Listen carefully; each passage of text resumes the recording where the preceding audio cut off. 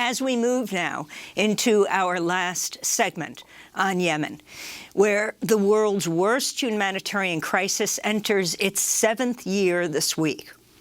The World Food Programme warned this month that Yemen's headed toward the biggest famine in modern history, projecting around 400,000 Yemeni children under the age of 5 could die from acute malnutrition this year as the Saudi war and blockade continues, unfortunately backed by the United States. Now, a new report by the Yemen Data Project summarizes the impact of the past 6 years of air raids. It found the bombing campaign has, on average, killed almost 1,500 civilians every year, a quarter of them children. For more, we're joined by Iona Craig, award-winning journalist who heads the Yemen Data Project with colleagues in Yemen. Welcome back to Democracy Now! It's great to have you with us from Britain now. Can you talk about what's happening on this, to say the least, sad anniversary? Well, the data tells us now that there have been almost 23,000 air raids, and that really covers almost 66,000 individual airstrikes since the war began in March 2015. So you're looking at least 10 air raids every day with an average of up to 30 individual airstrikes. And although the rate of air raids has fallen from around 2018 until 2020, we then saw an increase again last year for the first time since then, and an 83% increase in air raids. So although there has continued to be a decline in civilian casualties, we're still seeing now an increase in air raids in 2020, despite a 45-day ceasefire. So this has been an ongoing campaign, obviously, that originally in the first 2 years was causing civilian casualties on a rate in the first year of 9,445 casualties, civilian casualties in the first year of the air war.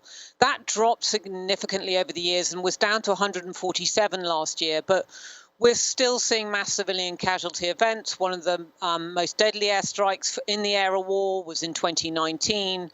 We're still seeing a large number of airstrikes on residential areas and, of course, on civilian infrastructure, which has been absolutely decimated over the last 6 years of the conflict. We've seen strikes. We've seen 86 strikes on medical facilities, for example.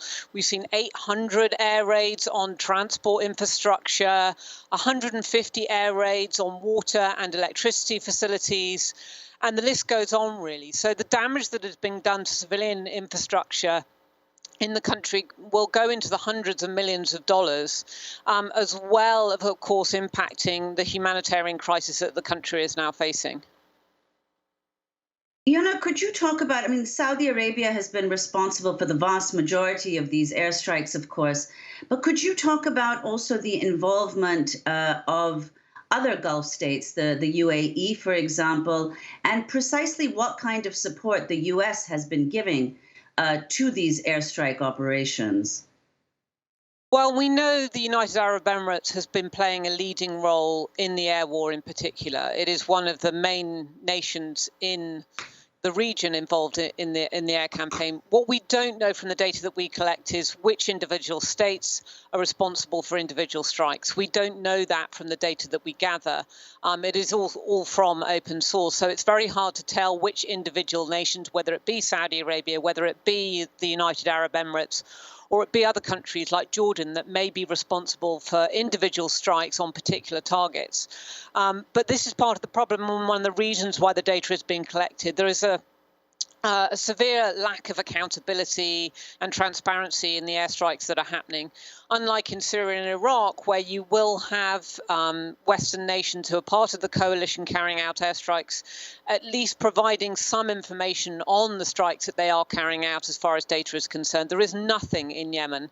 This is the only sort of data collection on the air war that gives information on both the targets and the civilian casualties in the conflict as part of the bombing campaign. Saudi Arabia has not given out any regular information on airstrikes at all. They've done some self-policing where there have been claims of violations of international humanitarian law, where there have been mass civilian casualty events as a result of the bombing campaign. But those are only on a handful of incidents. So this data is really crucial to getting an overall understanding of the state of the air war, the civilian casualties that happened, and the damage that is being done to Yemen's infrastructure. And earlier this week, Saudi Arabia actually proposed a ceasefire, but the Houthis rejected the deal, saying it offers nothing new. And Human Rights Watch also recently came out with a report condemning the Houthi rebels, saying they've been attacking displaced people's camp. And you have said that both Houthis and Saudi Arabia, their de facto blockade, is what's led to Yemenis starving. So could you talk about the role that the Houthis have been playing increasingly in recent years and what they've been responsible for in terms of the destruction of Yemen's infrastructure? Well, I think one of the things we have to focus on here is the fact that when the fighting happens in residential areas, that's where the most civilian casualties occur. So, for example, in the air war, only 10% of air raids are actually in residential areas, but they cause 40% of the civilian casualties. And that's particularly important at the moment because the Houthis have been pushing this offensive on the city of Marib. And that puts so many people in danger. As we know, there are over 1 million people who have been displaced to the city of Marib and around there. That then means that you'll have displaced camps that are being targeted both by ground forces and potentially in airstrikes as well. So the concern, particularly at the moment, is for civilians in Marib, that we may see then an increase in civilian casualties purely because there is increased violence both in the air war and in the ground war that has been pushed by the Houthis in the last few weeks because of their uptick in fighting and an attempt to take the city of Marib. But we've seen this time and time again in the conflict.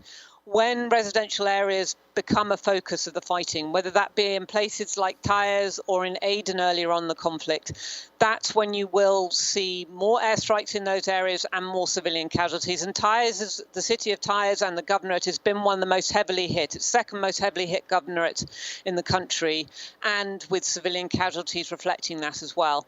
And so for every single air raid there is in a residential area, there are at least 3 civilian casualties. And this is what the concern is over Marib at the moment. Iona, finally, we have a new administration in the United States, right? President Biden was elected.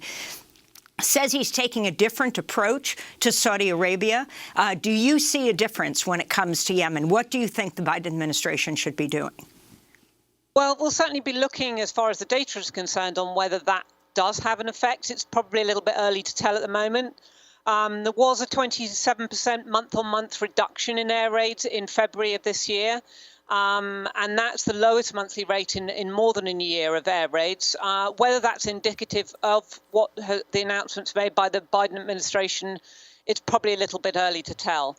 But of course, the hope is that it will have also an impact on the parties to the conflict, particularly in the case at the moment between Saudi Arabia and the Houthis, coming to some kind of at least political talks and an attempt at a ceasefire, which the Saudis have already announced. Unfortunately, although the Saudis announced that they wanted a ceasefire, we've still seen airstrikes happening in the first 24 hours of that. Iona Craig, we're going to have to leave it there, but we thank you for being with us, and of course we'll continue to cover Yemen. Iona Craig is a journalist who heads up the Yemen Data Project. We'll link to your latest report. Before we end, Nermeen, I wanted to wish you a very happy pre-birthday. Another pandemic birthday. Well, it's going to end soon. And we will be together. I'm Amy Goodman with Nermeen Sheikh. Thanks for joining us.